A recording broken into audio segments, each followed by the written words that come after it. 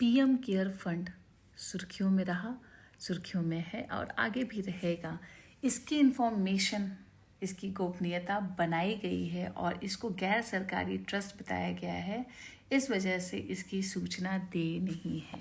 इस ट्रस्ट पे सरकार का कोई कंट्रोल नहीं है, लेकिन ट्रस्ट को कंट्रोल करने वाले प्रधानमंत्री, वित्त मंत्री, रक्षा मंत्री और गृह मंत्री हैं। तो ये सरकारी लोग इसको कंट्रोल करते हैं, इस ट्रस्ट को, एंड अपने रसूख से, अपने दबदबे से इस ट्रस्ट को चला रहे हैं। इसमें देश विदेश से हर जगह से पैसा आता है। द क्विंट एक डिजिटल न्यूज़ वेबसाइट है, द क्विंट, उसने जब इन्वेस्टिगेशन किया तो उसने बताया कि एक जापान की कंपनी है जिसकी महाराष्ट्र में कंपनी है और उसका प्रोडक्शन बंद हो गया था। जब उसने पीएम केयर फंड में पैसा दिया तब जाके उसकी कंपनी को रीस्टार्ट की परमिशन मिल गई। तो ये एक तरह का एक्सटॉर्शन है कि आप पीएम केयर फंड में पैसा दीजिए। ये भ्रष्टाचार को बढ़ाता है। लोग पीएमओ में गए, आरटीआई में इंफॉर्मेशन मांगी तो ये कहा गया कि ये गैर सरकारी ट्रस्ट है तो इसकी इन्फॉर्मेशन नहीं दे सकते। अपील में भी गए, वहाँ से भी मना हो गया। फिर उसके बाद केंद्रीय सूचना आयोग में गए, उसने कहा कि हाँ, जो आपके पास इनकम आई है इसका एक्सपेंडिचर आपने क्या किया। पीएम केयर फंड आपने मांगा कोविड के टाइम में, लोगों ने ये सोच के दिया कि सरकार इससे लोगों की हेल्प करेगी, लेकिन आप बता रहे हैं ये प्राइवेट है, तो कहाँ एक्सपेंडिचर किया आपने, उस इनकम को बताइए। अब ये लोग हाई कोर्ट चले गए, ट्रस्ट वाले, क्योंकि केंद्र ये अपनी इन्फॉर्मेशन देना नहीं चाह रहे थे, तो ये हाई कोर्ट चले गए। तो हाई कोर्ट ने इस ट्रस्ट का समर्थन करते हुए कहा कि ये राइट टू प्राइवेसी का मामला है। अब देखिए, अपोजिट पार्टी जो भी है जिसने आरटीआई में मांगा, वो सुप्रीम कोर्ट जाती है तो वहाँ से क्या ऑर्डर आता है। प्रधानमंत्री राहत कोष अलग है, ये एक सरकारी कोष है, इसके लिए बजट पास होता है, इसका ऑडिट होता है।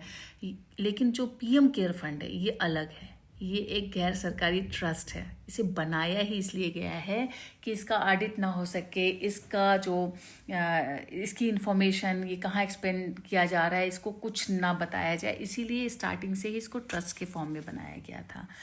इसकी गोपनीयता वैसे ही मेंटेन की जा रही है जैसे इलेक्टोरल बॉन्ड जब स्टार्टिंग में 2017 में भरवाया गया था, और उस समय जब आरटीआई में उसके बारे में मांगा गया था इन्फॉर्मेशन, तब भी ये लोग नहीं दे रहे थे, लेकिन सुप्रीम कोर्ट के ऑर्डर पे कि सूचना को सार्वजनिक करिए, तो इन्होंने इन्फॉर्मेशन दी। उस समय उस इलेक्टोरल बॉन्ड में 16,000 करोड़ रुपए आए थे, चंदा आए थे, और उसके बदले में इन्होंने लाखों करोड़ के कॉन्ट्रैक्ट लोगों को दिए थे जिन्होंने चंदा दिया था। तो ये लेन देन टाइप का काम चल रहा था, क्विड प्रो को कहते हैं इसको।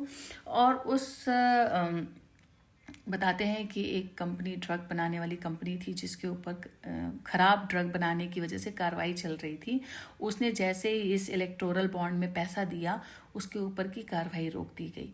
तो एक तरह का ये जो स्कीम थी, ये भ्रष्टाचार का बहुत बड़ा स्कैम था, और बहुत सारी संस्थाओं ने इसका विरोध भी किया कि इस तरह से पैसा लेके काम करने का जो तरीका होता है, लेन देन, ये भ्रष्टाचार को बढ़ाता है। भाई जिसके पास पैसा है वो देगा, फिर उसको कॉन्ट्रैक्ट मिलेगा, तो वही लोग राइज कर पाएंगे जो पैसा चंदे में देगा। अदरवाइज सारे लोग अपना बैठ के मुंह देखेंगे। तो ये सिंपल सी चीज़ है पीएम केयर फंड का, और इसीलिए इसकी जो इन्फॉर्मेशन है बाहर नहीं आ रही है, क्योंकि ये सोची समझी मतलब साजिश के तरीके तहत इसको बनाया गया था कि आगे इसका ना ऑडिट हो सके, ना इसकी इन्फॉर्मेशन लीक हो सके, इसमें कितना पैसा आया।